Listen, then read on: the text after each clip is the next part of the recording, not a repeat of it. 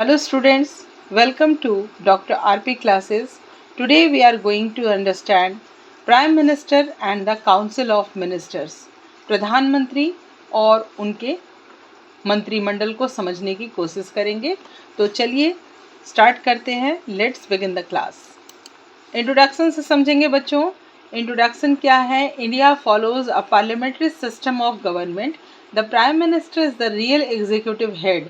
In the parliamentary system of government, the president is known as the nominal executive and the prime minister is the real executive in India. It implies that the president is the head of the state while the prime minister is the head of the government. तो India जो है बच्चों एक parliamentary system को follow करता है। भारत में संसदात्मक शासन की व्यवस्था है और प्राइम मिनिस्टर जो होते हैं वो रियल एग्जीक्यूटिव होते हैं, real executive of the head होते हैं, जो एक्चुअल हेड होते हैं, जो काम करते हैं ग्राउंड पे। और पार्लियामेंट्री गवर्नमेंट में प्रेसिडेंट जो होता है वो एक नॉमिनल एग्जीक्यूटिव होता है, यानी कि वो संवैधानिक प्रधान होते हैं। तो prime minister is the real executive in India. तो प्राइम मिनिस्टर जो होंगे वो एक रियल एग्जीक्यूटिव हैं और प्रेसिडेंट जो हैं वो हेड ऑफ द गवर्नमेंट हैं, लेकिन वो नॉमिनल हेड हैं क्योंकि वो संवैधानिक प्रधान है। संविधान में सबसे ऊंचा पोस्ट जो होता है उनका ही होता है, इसलिए प्रेसिडेंट को फर्स्ट सिविलियन भी कहा जाता है। नेक्स्ट देखिए कॉन्स्टिट्यूशनल प्रोविज़न क्या कहता है। तो article 74 and 75 deal with the council of ministers and the prime minister.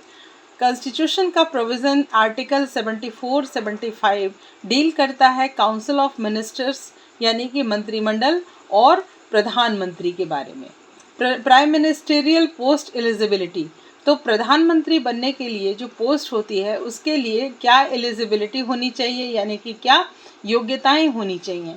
तो he must be a citizen of India, वो भारत के नागरिक हों। He must be a member of either the Rajya Sabha or the Lok Sabha at the time of taking the oath. अगर वो oath ले रहे हैं, शपथ ले रहे हैं, तो उस समय वो राज्यसभा या लोकसभा के मेंबर होने चाहिए।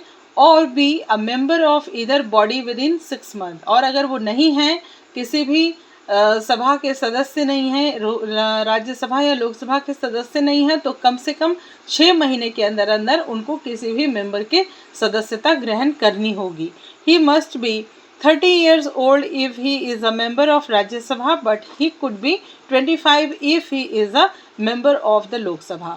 अगर वो राज्यसभा के मेंबर से आते हैं तो वो कम से कम 30 साल की उम्र उनकी होनी चाहिए, लेकिन वो 25 साल की उम्र में भी लोकसभा के मेंबर बन सकते हैं। तो आप ये याद रखिएगा, यहाँ पे थोड़े से डिफरेंसेस हैं जिसको हमें याद रखना चाहिए। नेक्स्ट देखिए प्राइम मिनिस्टर का यहाँ मीनिंग दिया हुआ है, leader of the majority party और कॉलिशन इन द लोकसभा। जो मेजॉरिटी पार्टी का लीडर होता है या कॉलिशन गवर्नमेंट जब संगठन की सरकार बनती है तो उसमें भी लोकसभा का जो लीडर होगा वही अपॉइंटेड बाय द प्रेसिडेंट, उसी को प्रेसिडेंट जो है नियुक्त करते हैं। इसके बाद देखिए powers of the prime minister. Prime minister को बहुत सारे पावर्स दिए गए हैं, like forms the council of ministers, यानी कि अपने मंत्रिमंडल का निर्माण करना, allocates portfolios, leads the cabinet, coordinate administration. तो पोर्टफोलियो एलोकेट करना, लीड्स द कैबिनेट, कैबिनेट को लीड करना और एडमिनिस्ट्रेशन को कोऑर्डिनेट करना, ये सारे पावर जो हैं वो पॉलिटिकल पावर हैं और ये उनको प्राइम मिनिस्टर को दिए गए हैं। नेक्स्ट देखिए legislative function, advice dissolution of Lok Sabha. Lok Sabha को भंग करने का एडवाइस जो वो प्रेसिडेंट को देते हैं वो भी वही देते हैं अपने काउंसिल ऑफ मिनिस्टर्स के एडवाइस पे। Leads government business in parliament, parliament में लीड करना गवर्नमेंट को। Despite the fact that parliament has legislative authority over the union and the council of ministers play an important role in the legislative process. पूरा जो council of ministers होता है ना बच्चों, वो पार्लियामेंट्री में सिस्टम में बहुत ही मेन रोल प्ले करता है। Ministers are both members of parliament and leaders of the government ministries. जो मिनिस्टर्स होते हैं वो दो तरह के रोल प्ले करते हैं, लाइक पार्लियामेंट में वो मेंबर भी होते हैं पार्लियामेंट के, और वो गवर्नमेंट की मिनिस्ट्रीज में भी मिनिस्टर्स जो उनका मंत्रालय होता है उनको भी संभालते हैं। अब कुछ हैं एडमिनिस्ट्रेटिव पावर या एग्जीक्यूटिव पावर। सुपरवाइज मिनिस्ट्रीज, तो सुपरवाइज करना मिनिस्ट्रीज को।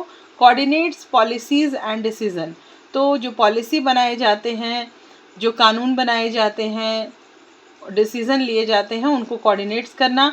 The cabinet creates policies that are the presented to parliament for approval, जो कैबिनेट होता है वो पॉलिसी क्रिएट करता है और पार्लियामेंट में अप्रूवल के लिए उसको रखता है। अब देखिए बच्चों, role in a foreign policy. Foreign policy में इसका क्या रोल है? रिप्रेजेंट इंडिया इंटरनेशनली, तो इंटरनेशनल में इंटरनेशनल रिलेशन जो भी होंगे उसको इंडिया की तरफ से ये प्रधानमंत्री जो होंगे वो रिप्रेजेंट करते हैं, प्रतिनिधित्व करते हैं। Shapes foreign relation and diplomacy, diplomacy को और फॉरेन रिलेशन को शेप देने का काम भी फॉरेन पॉलिसी में ये करते हैं। अब देखिए टर्म क्या है प्राइम मिनिस्टर का, तो term of the prime minister क्या है? There is no fix term for prime minister, prime minister का कोई फिक्स टर्म नहीं होता। He holds office till the pleasure of the president till he enjoy the majority supports in the Lok Sabha, वो अपने office को तब तक होल्ड कर सकते हैं जब तक प्रेसिडेंट के प्लेजर से, और जो मेजॉरिटी सपोर्ट है लोकसभा में, जो सपोर्ट होता है, मेजॉरिटी होती है उनकी, उसके लिए वो अपने ऑफिस को होल्ड कर सकते हैं। The president can not dismiss the PM as per his or her will, president अपनी इच्छा से उनको कभी भी डिसमिस नहीं कर सकते।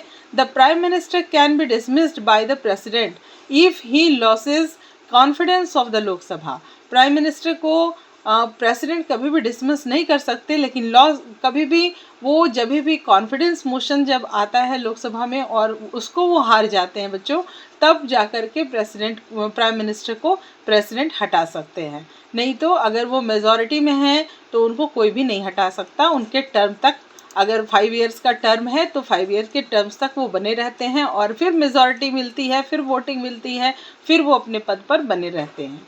काउंसिल ऑफ मिनिस्टर्स क्या होता है, यानी कि मंत्रिमंडल कैसे बनेगा? तो body of ministers headed by the prime minister, जो बॉडी बनेगी मिनिस्टर्स की, उसके जो हेड होंगे वो प्राइम मिनिस्टर होंगे। Aids and advises the president, तो प्रेसिडेंट को सलाह देना और उनके कार्यों के लिए सलाह देना भी काउंसिल ऑफ मिनिस्टर्स का काम होता है।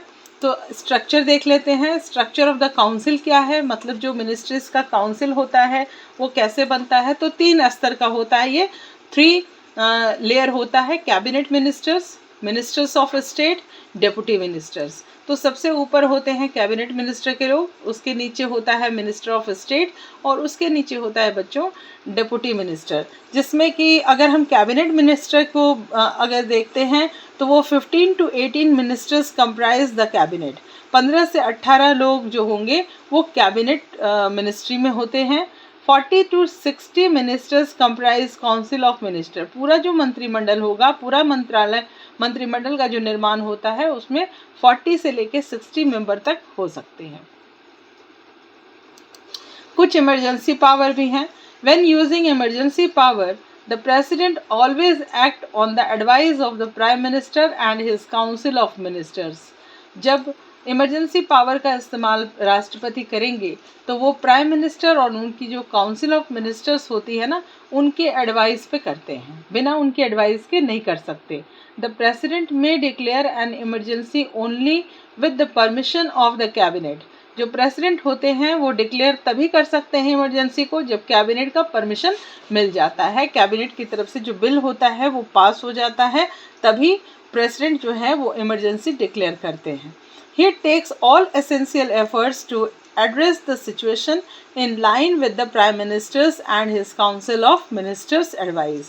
ये जो डिसीज़न होता है, जो एसेंशियल ज़रूरी एफर्ट्स होते हैं उस सिचुएशन में, वो भी प्राइम मिनिस्टर और उनकी जो मिनिस्टर ऑफ काउंसिल्स की जो एडवाइस होती है उसी के आधार पर प्रेसिडेंट करते हैं। अब ये देखिए कलेक्टिव रिस्पॉन्सिबिलिटी, इन लोगों की कलेक्टिव रिस्पॉन्सिबिलिटी होती है। Council is collectively responsible to the Lok Sabha, जो काउंसिल ऑफ मिनिस्टर होता है ना बच्चों, वो बिल्कुल भी सामूहिक रूप से उत्तरदायी होता है लोकसभा के प्रति। अब देखिए इंडिविजुअल भी रिस्पॉन्सिबिलिटी होती है मिनिस्टर्स की। Each minister is responsible for the functioning of his or her department. जो भी मिनिस्टर अपने मंत्रालय को संभालेगा, डिपार्टमेंट को, उनका अपना खुद का भी रिस्पॉन्सिबिलिटी होती है। The union council of minister is the government of India highest executive body. जो यूनियन काउंसिल ऑफ मिनिस्टर है ना बच्चों, वो एग्जीक्यूटिव बॉडी का सबसे हाईएस्ट पार्ट होता है गवर्नमेंट का। Individual ministers ministerial accountability is a constitutional norm and that state that a cabinet minister is ultimately accountable for the activities of their ministry or department। तो जो भी constitutional norms बने हुए हैं उसके अकॉर्डिंग जो कैबिनेट मिनिस्टर होते हैं वो सबसे सुप्रीम हैं, अकाउंटेबल हैं, जो कि मिनिस्ट्री ऑफ डिपार्टमेंट के जो मिनिस्टर्स होंगे वो अगर कुछ भी वहाँ पर गलत हो रहा है तो उसके लिए वो मिनिस्टर्स को अकाउंटेबल होना पड़ता है, रिस्पॉन्सिबल होना पड़ता है, क्योंकि वो एक जनता के प्रतिनिधि हैं और जनता के प्रति उनको उत्तरदायी होना ही पड़ता है। अब देखिए रिलेशन विद द प्रेसिडेंट। तो प्राइम मिनिस्टर और उनका जो काउंसिल ऑफ मिनिस्टर्स है बच्चों, वो किस तरह से प्रेसिडेंट के साथ रिलेशनशिप रखता है। तो president normally acts on the advice of the council of ministers. President वही एक्ट करते हैं जिसको काउंसिल ऑफ मिनिस्टर्स एडवाइस करता है, तो इसलिए ये एक ब्रिज का काम करते हैं, ठीक है, रिलेशन में इनके साथ ब्रिज का काम करते हैं। Importance in democracy, ensure stability, accountability and efficient governance. तो जो डेमोक्रेसी हमारे देश में है, लोकतंत्र है, आप जानते हो कि भारत एक सबसे बड़ा, विश्व का सबसे बड़ा लोकतांत्रिक देश है।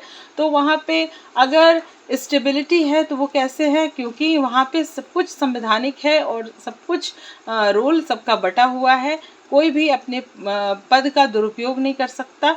तो इस तरह से एंश्योर है स्टेबिलिटी के लिए और सब उत्तरदायी हैं, अकाउंटेबिलिटी है, और ये हमारे डेमोक्रेसी को दिखाता है। अब कंक्लूजन देख लेते हैं बच्चों। The prime minister and the council of ministers from the backbone of India executive system.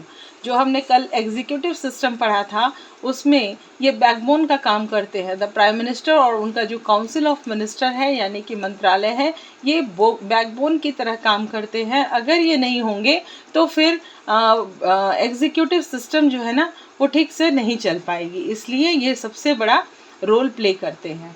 तो आई होप कि तो आप लोगों को ये वीडियो समझ में आई होगी। आप इससे नोट्स भी बना सकते हैं। अगर आपको ऐसी वीडियोस बेनिफिटेड लगती हैं तो आप मुझे कमेंट्स करें, अपने एडवाइस भी दें और डॉक्टर आरपी क्लासेस को फॉलो करते रहें। Thank you so much.